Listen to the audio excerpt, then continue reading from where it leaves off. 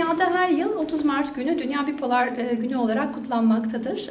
Buradaki amaç bu hastalıkla ilgili farkındalığı arttırmak, olası damgalanmaları bilgilendirme yoluyla azaltmaktır. 30 Mart ünlü ressam Vincent van Gogh'un doğum günü.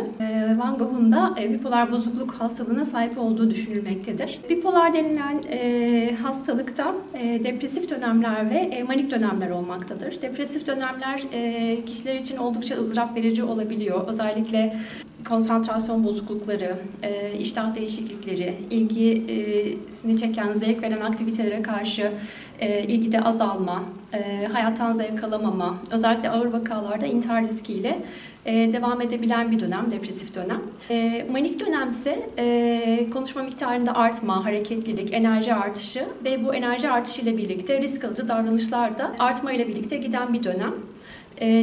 Doğru tanı konduğu ve iyi bir şekilde tedavi edildiği sürece hastalık dönemleri geçtikten sonra bu hastalığa hiç sahip olmayan biriyle aynı işlevsellik düzeyine dönebilir bipolar bozukluğu olan bir kişi ve ara dönemlerde gayet sağlıklı bir hayat yaşayabilir.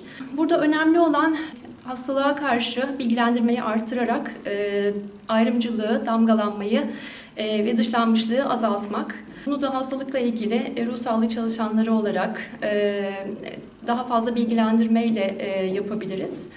Bugün de aslında bunun için bir vesile. Bipolar bozukluğu olduğu düşünülen herhangi birinin bir psikiyatri uzmanı tarafından mutlaka tanı konulması gerekiyor. Tanı konulduktan ve tedavi başlandıktan sonra mutlaka sürdürüm tedavisi dediğimiz ara dönemlerde hastalık atakları olmasa bile sürdürüm tedavisiyle desteklenmesi gerekiyor ve tabii ki psikososyal destekle tedavinin tamamlanması gerekiyor.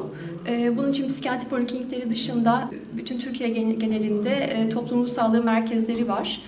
Özellikle bipolar bozukluk gibi kronik hastalığı olan hastaları oldukça destekleyen, tedavi eden merkezler bunlar. Onun dışında doğru tedavi başlandığı sürece sürdürüm tedavisini desteklemek için aile sağlığı merkezleri ve sağlıklı yaşam merkezleri bu konuda destek olabilir.